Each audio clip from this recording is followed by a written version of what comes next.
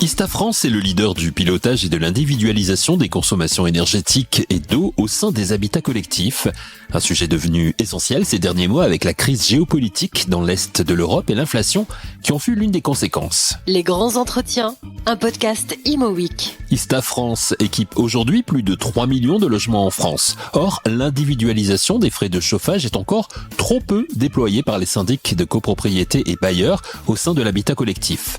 Nous évoquons ce sujet avec Laurent Sirex, président de Ista France. Que représente Ista France aujourd'hui ? Quel bilan pour Ista France sur l'année 2023 ? Laurent Sirex nous répond.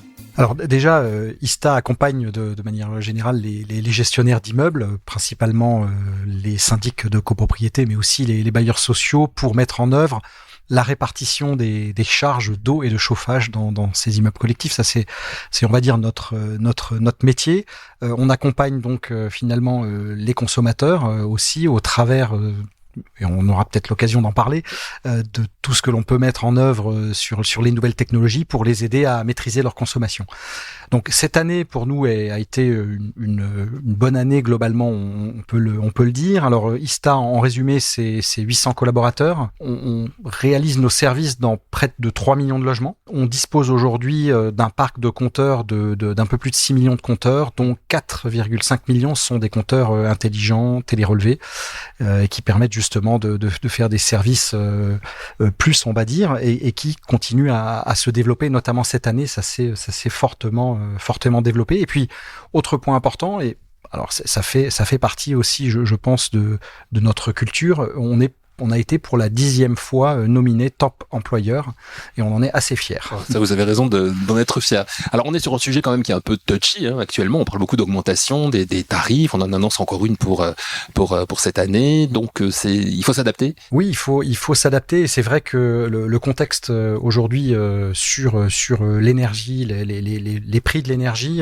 a fortement poussé en fait la demande. Oui, il faut s'adapter parce que demain, si on maîtrise pas sa consommation, on risque d'avoir des mauvaises surprises sur la facture, notamment de gaz ou d'eau à payer. Et donc forcément, le contexte pousse vers on va dire les nouvelles réglementations. Et le contexte pousse les consommateurs aussi à essayer de trouver des solutions pour faire des économies.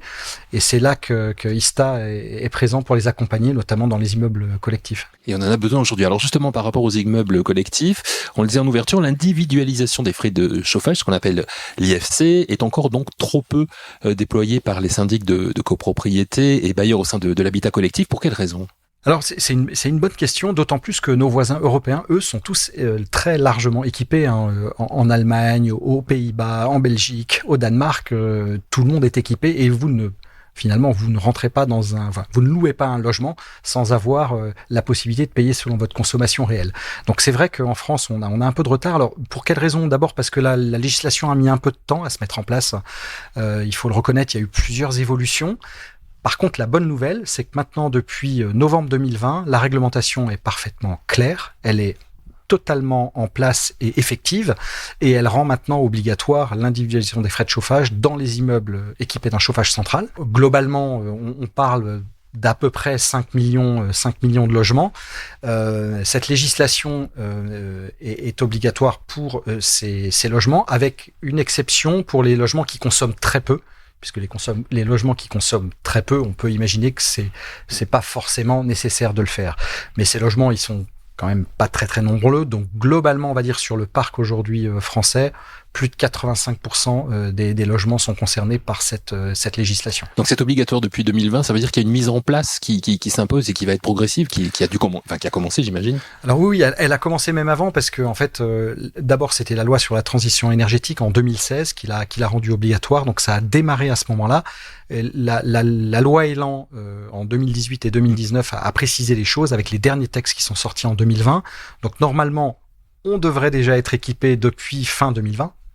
Et on n'y est pas encore totalement, puisque pour l'instant, on peut dire, grâce à l'observatoire qui est fait par le syndicat professionnel de la mesure sur le sujet, qu'on a un taux d'équipement légèrement supérieur à 40%, on est à 42% de taux d'équipement. Donc là, les choses avancent, mais plus lentement que chez nos voisins européens, même si on peut dire que les 2 dernières années ont vu une accélération. Comment justement cette individualisation des frais peut-elle contribuer à la réduction de la consommation d'énergie dans les habitations collectives ? Alors en fait, il faut bien avoir en tête que l'individualisation des frais de chauffage, c'est un sujet assez particulier, puisque en fait, nos concitoyens qui habitent ces logements équipés d'un chauffage central sont les derniers à ne pas pouvoir payer leur chauffage selon leur consommation réelle. Tous les autres peuvent le faire et eux ne pouvaient pas le faire. Donc aujourd'hui, en fait, quand on bascule d'une solution où on était on va dire, on payait finalement sa consommation en fonction de ses tantièmes, en fonction de sa surface.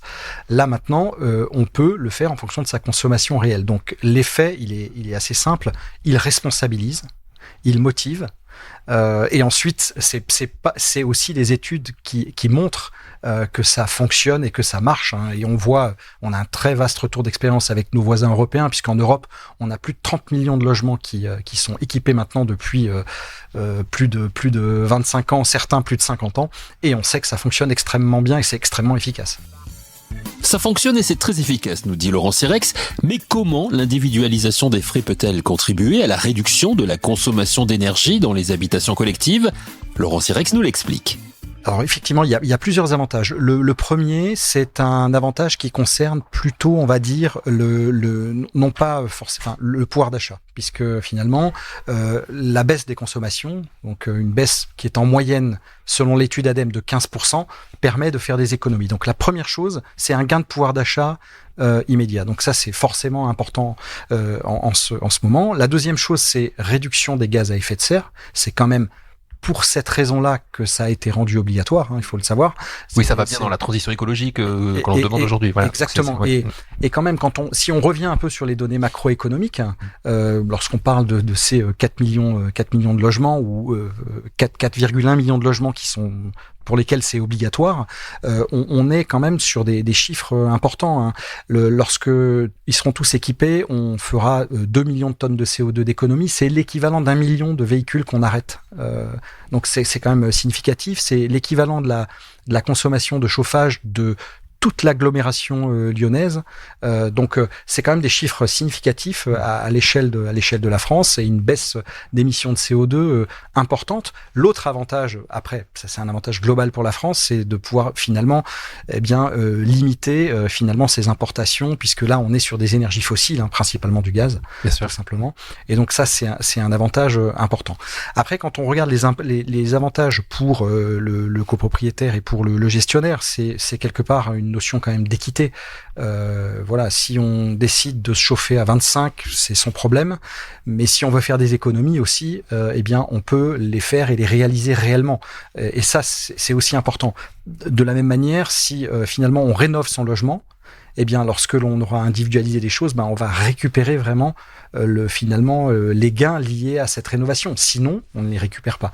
Donc on sent bien aussi que finalement ce type de solution va plus loin, et on sait qu'aujourd'hui les syndics ont un rôle majeur dans la rénovation énergétique des bâtiments, et on va dire la répartition des frais de chauffage, en tout cas pour les immeubles qui sont équipés d'un chauffage central, c'est quand même une première marche pour pouvoir derrière enclencher le reste des rénovations.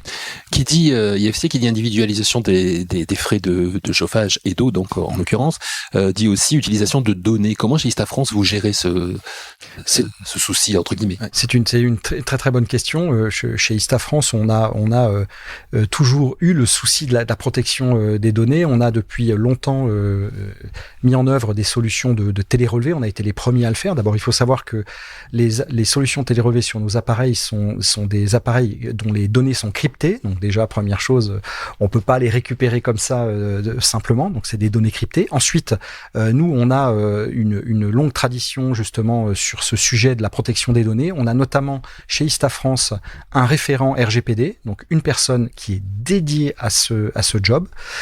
On a au niveau de l'équipe de direction ce qu'on appelle désolé pour l'anglicisme, mais un privacy board, qui est en fait une instance que je préside avec mes collaborateurs qui examine plusieurs fois par an les investissements à faire pour augmenter la protection des données ou pour changer des choses ou changer des processus sur la protection des données. Donc nous, on prend ça très très au sérieux.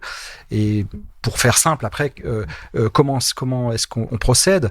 Un résident, par exemple, qui est dans un logement qui a des appareils télé relevés, lui va pouvoir, grâce à ses codes, disposer de ces données journalières.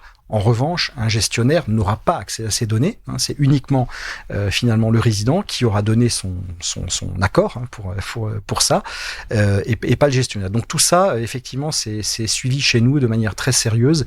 Et d'ailleurs, tous les développements informatiques que l'on fait, et il faut savoir qu'ISTA, alors, on pose des compteurs, on installe des compteurs, mais on a aussi énormément d'informatique, c'est beaucoup d'informatique. De manière générale, nos développements aujourd'hui finalement portent le label Privacy per Design, c'est-à-dire que quand on design un nouvel outil digital, on réfléchit tout de suite à la manière de protéger les données personnelles des occupants et de nos clients. Vous nous disiez tout à l'heure, Laurent, le nombre de dispositifs d'individualisation n'est pas aussi important que ce que l'on souhaiterait depuis la législation de 2020. Comment on peut faire pour augmenter justement ce nombre?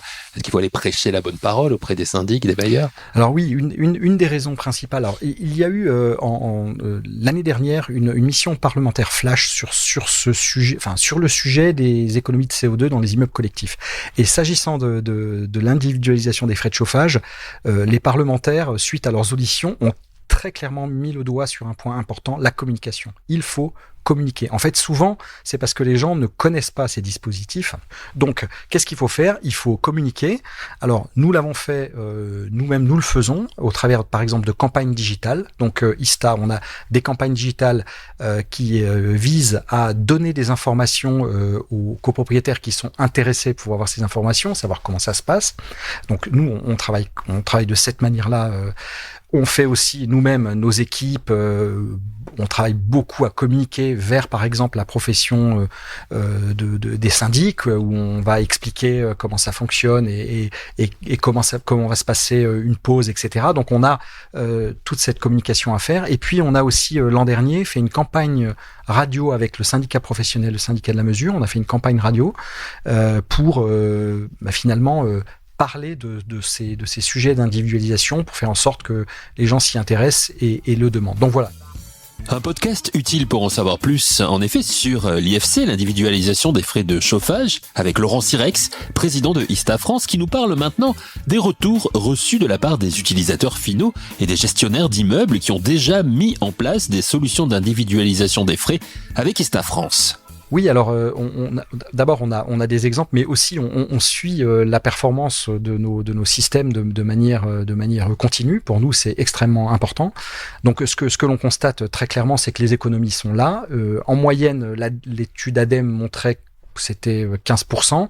De notre côté, on voit un petit peu plus. On est plutôt proche des 20% en moyenne, avec assez régulièrement des résidences sur lesquelles on peut faire plus de 25% d'économie. Donc là, c'est carrément significatif. Mais les 15% en moyenne, on les tient sans problème. On a des exemples.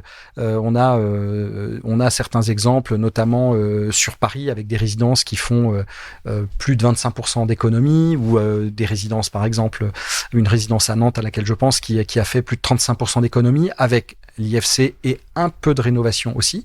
Donc voilà, puisque souvent on peut aussi faire les deux ensemble, ça fait sens. Mais la première étape qui est extrêmement importante, c'est justement de mettre ces instruments de mesure pour mesurer et être capable ensuite finalement de mesurer l'impact des rénovations que l'on fait. Et ça, c'est assez important. Donc nos clients sont plutôt contents. Et une des craintes que finalement l'administration pouvait avoir, c'était de se dire, est-ce que quand on met en place l'IFC, finalement on arrête derrière les travaux de rénovation parce qu'on a déjà fait 15% d'économie? Eh ben non, pas du tout. Et ça, c'est hyper important. Ça les motive plutôt à continuer à faire des travaux d'économie d'énergie. Donc ça, c'est aussi un point positif que l'on voit et qui, je pense, va s'accélérer sur les années qui viennent avec l'enjeu de la rénovation qui est notre enjeu à tous, finalement. Ça sert de levier, finalement, de moteur. Tout à fait. Alors, vous allez prochainement signer une charte avec les professionnels de l'immobilier pour poursuivre cette communication de sensibilisation sur le volet de l'IFC. Comment les choses ont abouti et quel est l'accueil des professionnels de l'immobilier sur ce sujet? Alors c'est aussi un point important. L'accueil des professionnels de l'immobilier a fortement évolué dans le temps parce que c'est vrai que la technologie et les services ont aussi beaucoup évolué et qu'aujourd'hui finalement mettre en place l'individualisation des frais de chauffage c'est beaucoup plus simple, ça marche, c'est efficace. On a des outils digitaux qui permettent aux personnes de contrôler les choses. On a par exemple lorsque l'on parle de compteur d'eau, ça parlera je pense à tout le monde, on a la capacité effectivement d'envoyer des alertes quand il y a des fuites. Donc ça change la donne finalement de la relation entre le syndic et le copropriétaire et donc on est content de pouvoir participer à ce sujet-là. Et donc finalement les professionnels nous suivent très clairement. On a eu des discussions avec eux. Pourquoi ? Parce que on voulait voir quels étaient les freins qu'il fallait lever pour que la France puisse aller plus loin. Et on est tous d'accord. Et la charte, on l'a signée, cette charte, en fait, puisqu'on l'a signée à l'Assemblée nationale au mois de décembre. Cette charte, elle a été signée avec la FNAIM, l'UNIS et le SNPI, donc ils sont 3 syndicats majeurs. Oui, les 3 principaux. Voilà, les 3 principaux syndicats. Et effectivement, cette charte, elle vise à quoi ? L'engagement que l'on a, c'est d'essayer de mettre en place ensemble les moyens pour faire en sorte que dans 2 ans, 75% des copropriétés soient équipées. Pourquoi ? Parce qu'on y a tous intérêt. Si le prix du gaz continue à exploser, il faut qu'on puisse apporter à nos concitoyens les moyens de finalement maîtriser leur consommation. Et comme on a travaillé ensemble à simplifier finalement ces processus et à les rendre efficients, eh bien il n'y a plus de frein aujourd'hui et il nous suffit finalement de continuer et de communiquer et de travailler à pousser ces solutions. Pour terminer cet entretien, Laurence Rex, quels sont vos objectifs et défis pour 2024 chez Ista France ? Est-ce qu'il y a, on aime bien finir comme ça avec Imo-Week, est-ce qu'il y a des raisons d'espérer et si oui, lesquelles ? Oui, alors forcément, nous on est sur un marché qui est pas encore équipé, donc forcément notre enjeu pour nous c'est d'équiper un maximum de copropriétés en individualisation des frais de chauffage. Donc on a préparé toutes nos équipes pour cela, on a les composants et les produits qu'il faut. Donc ça c'est un enjeu majeur. L'autre enjeu vraiment majeur aussi pour Ista cette année, c'est on investit énormément. Et énormément en télérelève, sur tous les produits qui sont en télérelève. On investit énormément dans le digital pour faire en sorte de simplifier la vie de nos clients. Donc on a plusieurs millions d'euros d'investissement aujourd'hui qui visent à faire en sorte de rendre nos solutions encore plus faciles à installer. Donc ça, c'est un enjeu important pour nous cette année et pour les années qui viennent. Je dirais vous êtes en phase avec le gouvernement qui demandait la simplification. Oui, sur ces sujets-là, oui, mais parce qu'effectivement, il faut le dire, la profession de syndic, c'est une profession qui est compliquée, et nous, notre rôle, en tout cas dans notre métier, c'est de faire en sorte que ce soit simple pour eux, parce qu'ils ont tellement de choses à faire, qu'on souhaite plutôt les accompagner que de leur amener des difficultés. Et je pense que maintenant, on réussit bien avec nos nouvelles technologies, nos nouveaux services. En tout cas, nous, chez Ista, c'est notre priorité pour cette année et les années qui viennent. La simplification pour tous les usagers de ces services, c'est vraiment l'une des grandes priorités de Ista France en cette année 2024. Merci à Laurence Rex, président de Ista France, et merci à vous d'avoir écouté cette émission. On se retrouve très vite pour un nouvel épisode de Les grands entretiens, un podcast Imo-Week.